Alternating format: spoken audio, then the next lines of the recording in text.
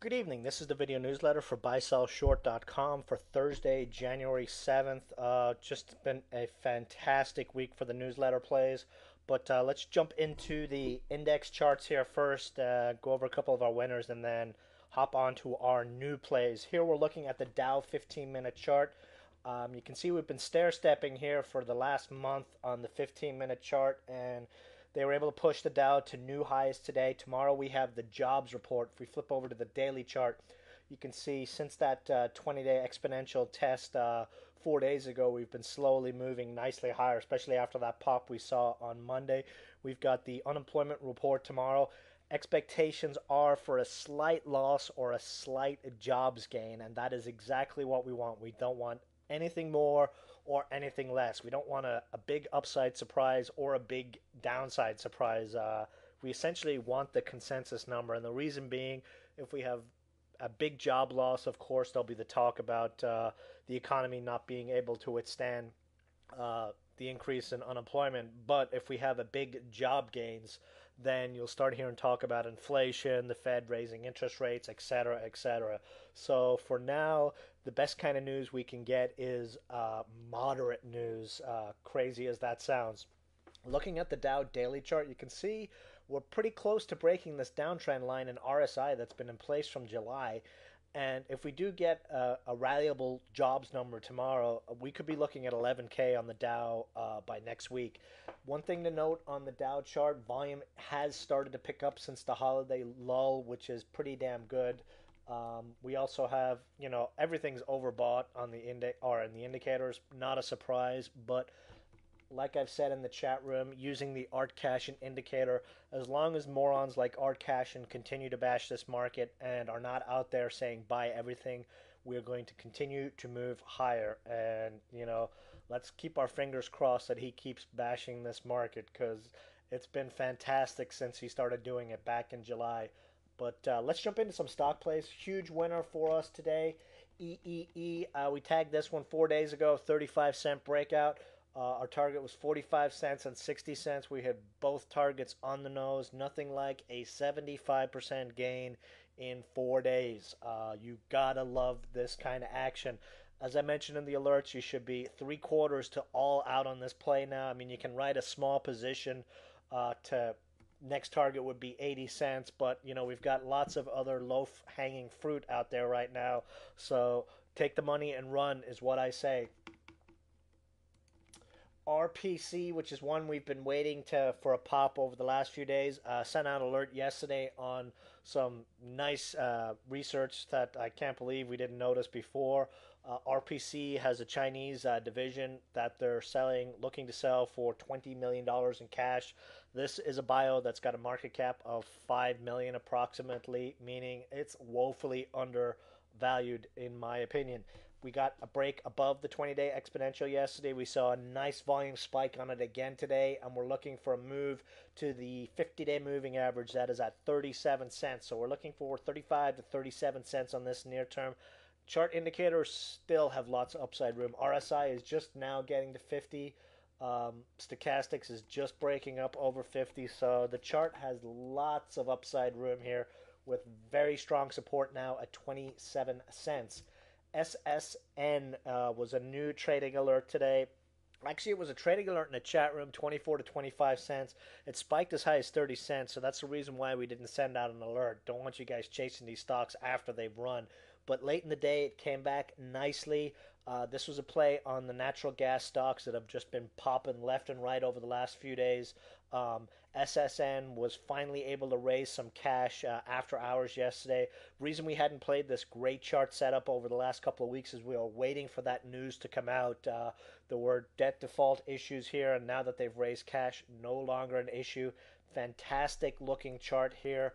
Target is a move to the 200-day moving average. That is at 39.40 cent area. A close over 30 cents sets this one free, and we'll be looking to add this one 25 cents and under. Chart looks fantastic here, especially for a January popper play plus a play on sector momentum.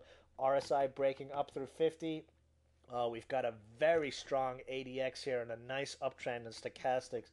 This one looks very, very nice here for the next few days, and we should see a similar chart breakout here that we just saw on EEE, just to give you an idea. This is what we're looking for on SSN, what we just saw here on EEE. NEXM, this is one that we got a fat run out of a couple of weeks ago. In the trading room, we hopped into this one again. I believe I sent out an alert late in the day to pick up a position on this one. Nice bounce on this one. Had that big run to 50 cents. It has retraced that run. Today looks like it put in a bottom, and we should see continued upside in this one. We'll be looking for a move up to the 37 to 40 cent area tomorrow or Monday at the latest. RSI bouncing off the 50 level. Stochastics also deeply oversold and now doing that upturn. You guys know how I love seeing this on stocks that have sold off, that they come down, stochastics start bouncing back up, and then we see the price go boom. So we should see some nice action in this one in the next couple of days. Stops on it right now would be 28 cents. Biotechs, of course, as you've seen by what CYCC did today, just up massively on data. The biotech stocks are starting to rumble again, which is why, of course, we hop back into NEXM. But TGEN, another cheap biotech play, tried to break out yesterday. This print here at 25 cents was one of those BS open market crap that you usually see on these small caps run by the ECN ISEG. No one got filled at 25 cents except those crooks, so really the low of the day is 27 cents on this one. Next move over 30 cents, we're looking for a move to the 40 cent area on this one. Would look to add, anytime they dip this one under 27 cents, I would be looking to add positions on this one, because with the way small caps are going and the way biotechs are going, this one is going to get pushed by traders sooner rather than later. Also, if you look down here, you can see we're about to we actually did break that downtrend line in stochastics here, so I would be looking for stochastics to go boom here in the next couple of days.